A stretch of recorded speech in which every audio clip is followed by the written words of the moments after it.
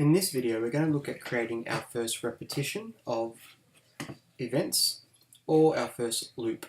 So we've got the same type of instructions from the last video where if I double click, my character will move forward and then backwards and we'll hear the music. And what we want to set up here is to make this repeat over and over again. To do that, I'm going to go to the top left and go to Control, and I'm going to choose the block here that says Forever. You'll notice that there's a lot of blocks here like repeat 10, that would make it repeat 10 times, and we'll look at that in a moment. But for now I'm going to go Forever, click and drag that in.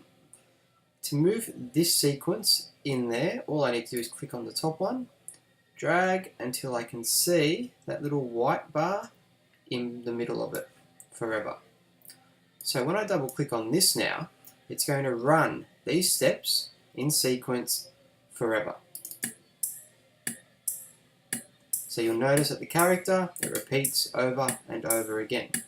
To stop that, I'm going to press the red stop. Now if I wanted to have this almost like a dancing game or something like that, and I wanted to trigger, I would drag in my when green flag, connect it. So now, when I actually publish this, I can click and get the same effect.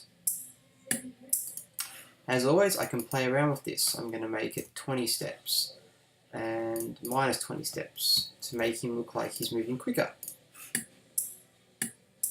I'm going to bring up the drum beat to 1 and see how much slower it goes. So you can always play around with these values to come up with what you like the best.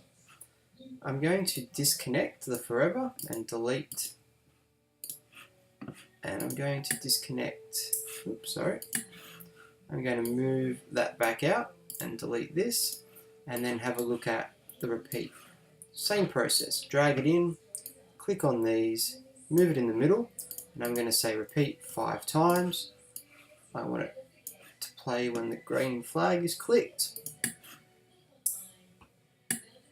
I should have probably sped the beats back up, but we have 3, 4, and our last one.